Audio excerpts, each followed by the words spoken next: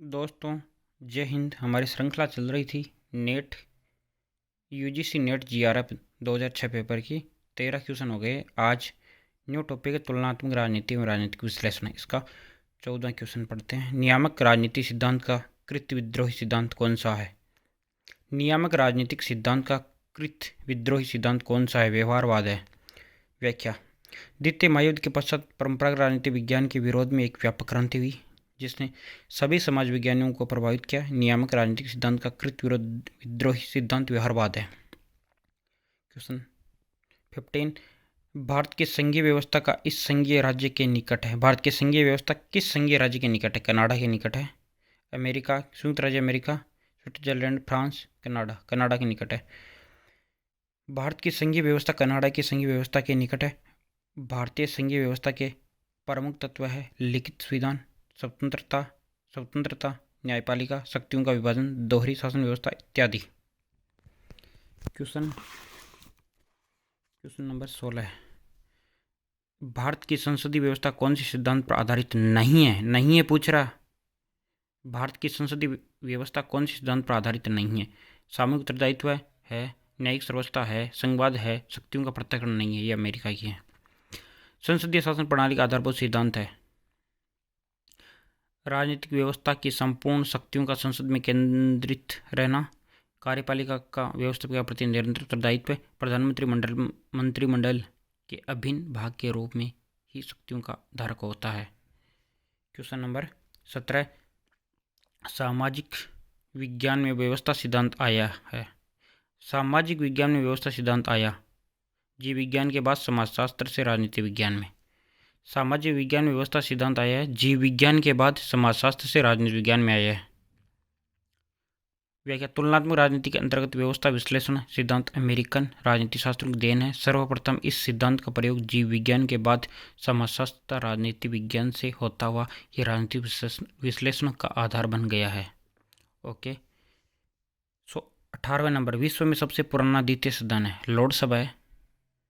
Lok Sabha Britain की।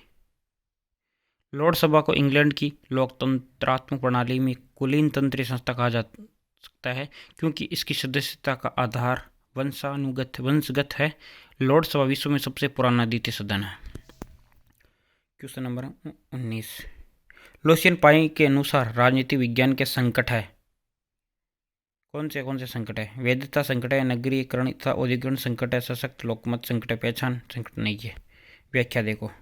Lucian पाई के अनुसार राजनीतिक विकास के संकट निम्नलिखित है। 3 है, वैधता, नगरीकरण तथा औद्योगिकरण, सशक्त लोकमत।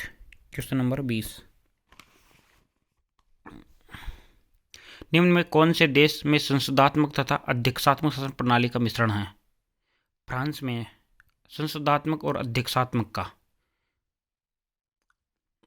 फ्रांस की शासन प्रणाली संसदात्मक तथा अध्यक्षात्मक शासन व्यवस्था का मिश्रण है।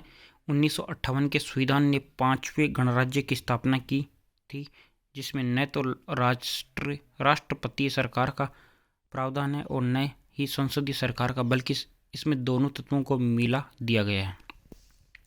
क्वेश्चन 21, राजनीतिक दलों का त्रिवर्गीकरण एक दल पद्धति, द्विदल पद्धति तथा बहुदल पद्धति में किसने बांटा है? जीन ब्लांडेल ने बांटा है। ब्लांडेल ने दल व्यवस्था के 5 प्रकार माने हैं: एक दलीय, द्विदलीय, ढाई दलीय, एक दल प्रधान, बहुदलीय योग।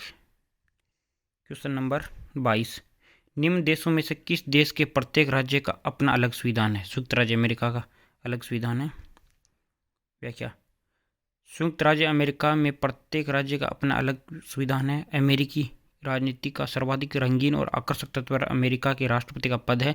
इस पद के योग्य व्यक्ति का निर्वाचन एक निर्वाचक मंडल के द्वारा किया जाता है। दोस्तों, हमने तुलनात्मक राजनीति और राजनीतिक विश्लेषण टॉपिक पूरा कर लिया है। अपने 2 टॉपिक पूरे हो गए इसमें। क्वेश्चन 22 तक पूरे हो गए। कल हम भारतीय शासन और राजनीति पढ़ेंगे।